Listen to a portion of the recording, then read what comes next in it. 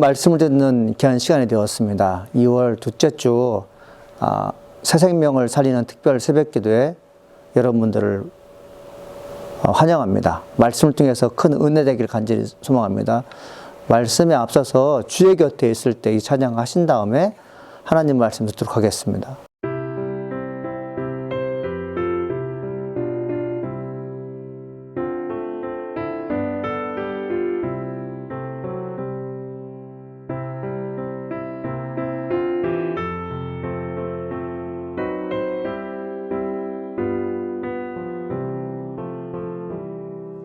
주의 곁에 있을 때 마음이 든든하오니 주여 내가 살 동안 인도하여 주소서.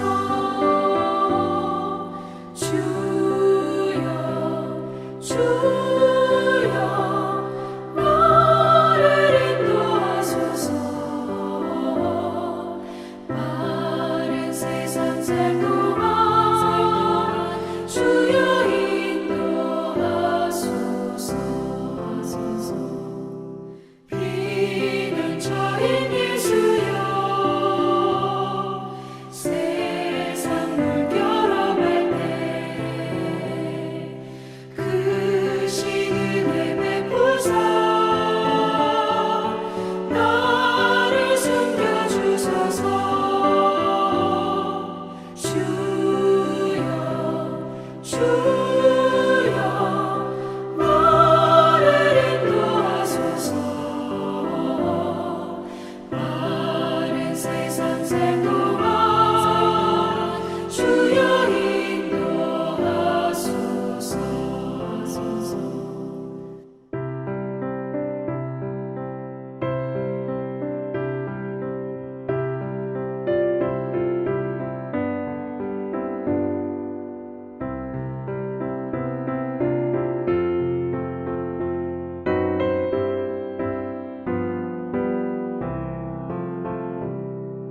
세상 풍파 지난 후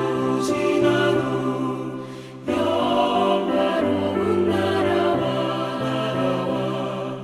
눈물 없는 곳으로 들어가게 하소서.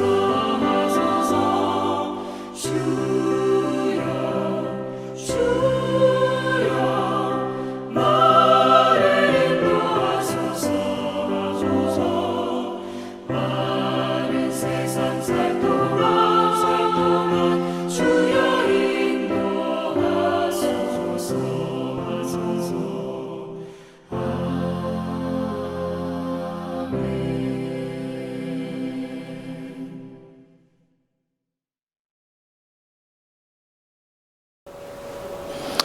오늘 우리 주시는 말씀은 에스겔서 36장 37절 말씀입니다. 주 여호와께서 이같이 말씀하셨느니라.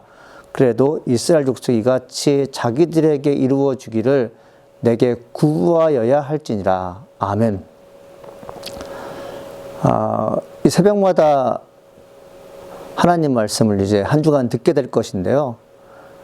오늘 여러분 제가 전하는 말씀이 제가 증거하는 것 같지만 저는 단지 도구에 불과합니다. 제가 말씀을 증거하지만 저를 사용하시는 분은 바로 하나님이심을 믿으십시오. 사람의 말로 여러분들에게 연설하는 것이 아니라 하나님께서 여러분들을 사랑하시기에 여러분을 살리기 위한, 여러분들에게 희망을 주기 위한 말씀이 오늘도 선포된다고 믿기를 간절히 소망합니다. 오늘 이제 에스겔에 대해서 여러분과 함께 나눌 건데요. 에스겔이 활동했던 시기에 대해서 한번 그 역사적 배경을 한번 알아보겠습니다. 이스라엘의 멸망 얼마 못 가 아수르가 바벨론에 의해 멸망하고 애굽도 몰락의 길을 걷고 있었습니다. 이 바벨론은 정치적 야망이 큰 느부갓네살이 왕위에 오른 후 중동 전역을 장악하기 위한 확장 정책을 펼쳐갔습니다.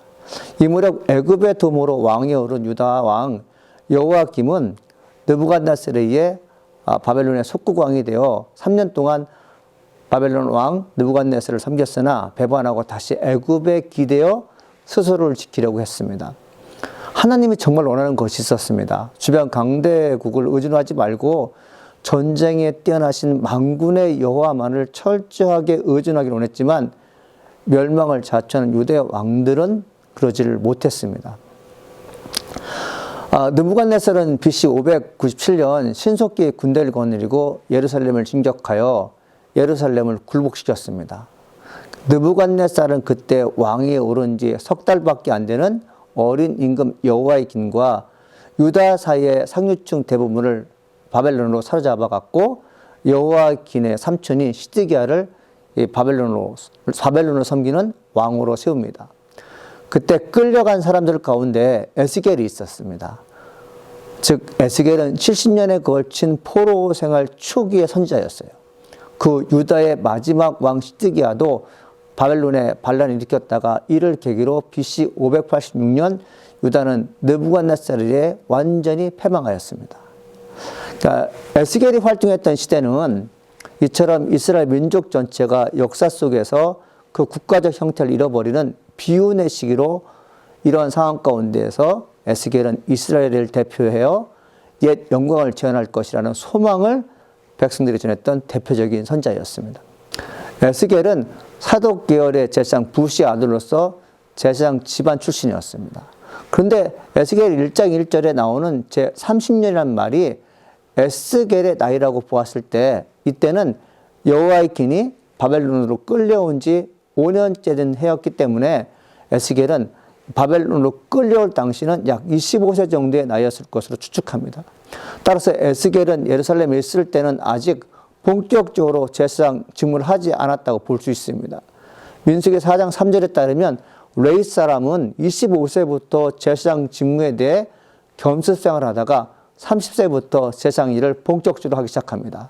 오늘날로 따지면 20살에 신학교를 들어가 23살에 대학을 졸업하고 그리고 3년 더 공부하고 난 다음에 목사 안수를 받는 것처럼 제사장도 그냥 되는 게 아니라 어느 정도 일정한 나이가 되었을 때 훈련을 하다가 졸업하는 나이가 있는데 그것이 약 5년 정도였던 거죠. 하지만 에스겔은 제사장 집안에서 자라면서 어릴 적부터 훈련을 받았기 때문에 제사장들의 사고방식과 모든 행동 양식에 대해 아주 잘 알고 있었을 것으로 추측합니다. 바벨론에서는 제사장 훈련을 못 받잖아요. 그럼에도 불구하고 그가 훌륭하게 제사장 역할을 한 것은 무엇 때문이냐 그러고요. 아버지의 영향을 받았던 것이죠.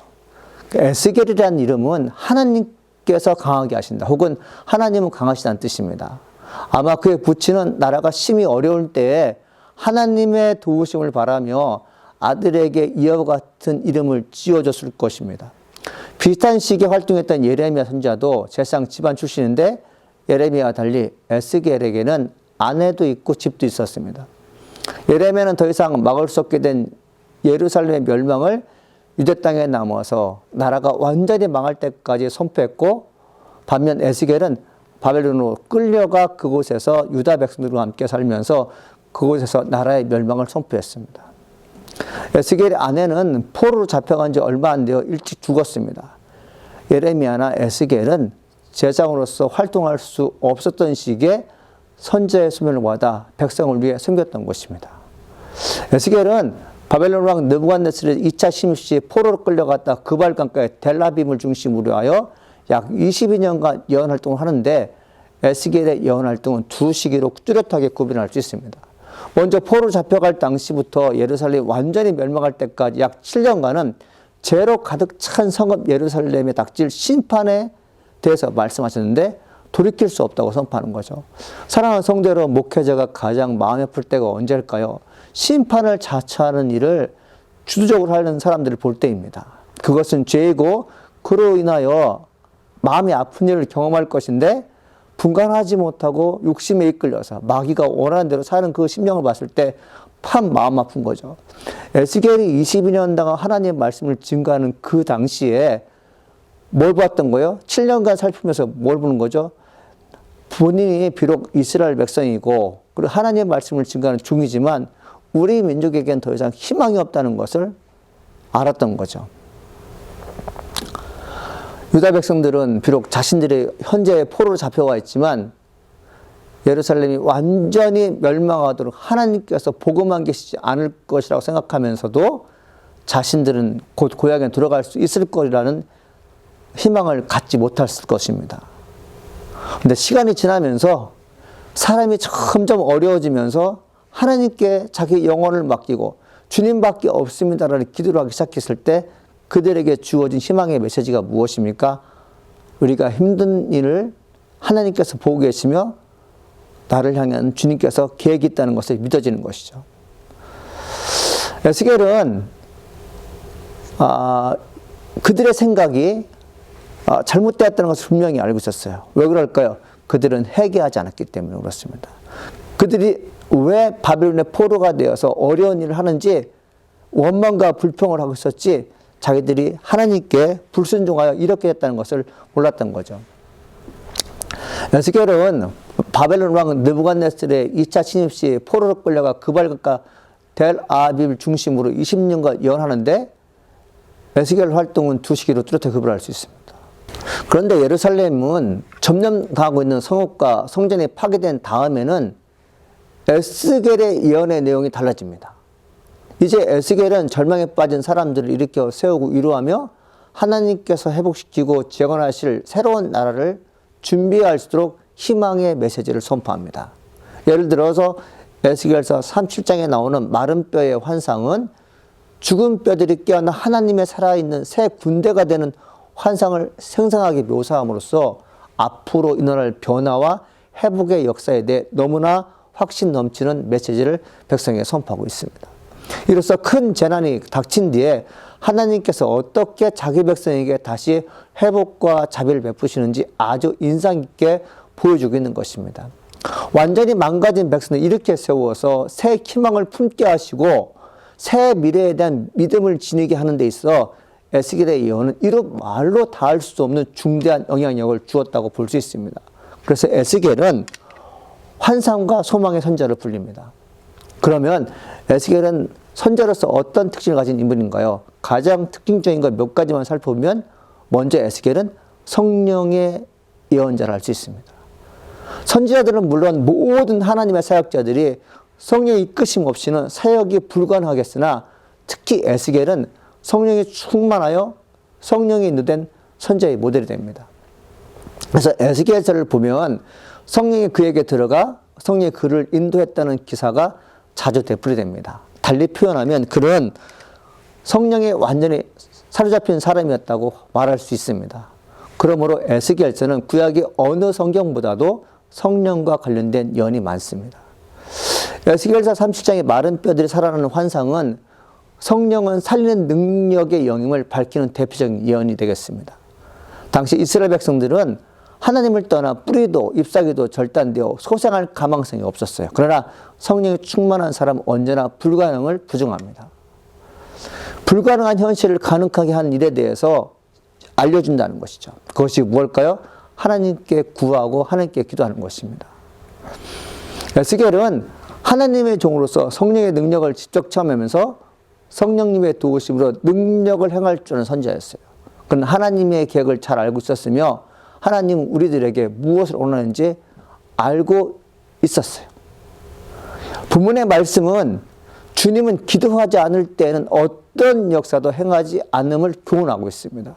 하나님은 이스라엘을 여러분 회복시키기를 원하셨어요. 그런데 하나님께서는 바벨론의 세력들이 물러나는 것을요 오랫동안 지켜보셨어요. 뭘까요? 백성들은 원하고 있었어요. 해방될 걸 원하고 있었죠. 그런데 그들이 하지 않는 것이 무엇입니까? 하나님을 찾는 것입니다. 하나님만이 우리 민족을 구원할 수 있으며 바벨론 땅에서 해방되어서 예배가 있는 예루살렘으로 갈 수 있습니다. 그러니 주님 도와주십시오 라는 기도를 못했던 것입니다. 에스겔이 이스라엘 백성들에게 희망의 메시지를 증거합니다. 하나님의 말씀 듣고 백성에게 증거하신 것이죠. 오늘 본문 말씀이죠. 주 여호와께서 이같이 말씀하셨느니라. 그래도 이스라엘 족속이 이같이 자기들에게 이루어 주기를 내게 구하여야 할지니라. 하나님은 이스라엘 왕들에게 서는 것은 위기에 처한 국가를 놓고 하나님을 찾지 않아서입니다. 물론 죄로 인해 나라가 망하고 있다는 것을 선자들로부터 들었어요. 왕 자신도 나라의 운명이 하나님께 달려있음을 인식하고 있었지만 미안한 마음에 하나님께 기도하지 못하고 이방 왕들에게 도움의 손길을 구했는지 모릅니다. 그러나 하나님은 염치불구하고 필요한 것을 구하는 자들을 외면하지 않습니다. 구하는 내용은 여전히 죄를 범하는 것이고 정욕이라면 원하는 것을 주지 않지만 생명과 관련 있는 것이라면 얼마든지 하나님 들어주십니다. 야고보 사도는 믿음이 있는 성도라면 기도해보라고 말씀합니다. 너희가 얻지 못하면 구하지 아니하기 때문이요. 야고보서 4장 2절 말씀입니다. 우리가 원하는 게 있어요. 그런데 그 원하는 것을요, 얻지를 못해요. 왜 얻지를 못할까요? 하나님께 기도하지 않아서 그렇습니다. 사랑하는 성도 여러분, 오늘 아침에 혹은 밤에 말씀 여러분들 한번 구해 보십시오. 여러분이 진짜 원하는 것이 정말 하나님께서 보시기에 좋은 것이고 여러분이 원하는 그것이 나를 이롭게 하는 것만 아니라 주변 사람들에게 평화와 안녕을 추구하는 것이라면 하나님께 기도해 보십시오. 하나님께서 말씀하셨어요. 구하라. 그럼 주시겠다고 말씀하셨죠.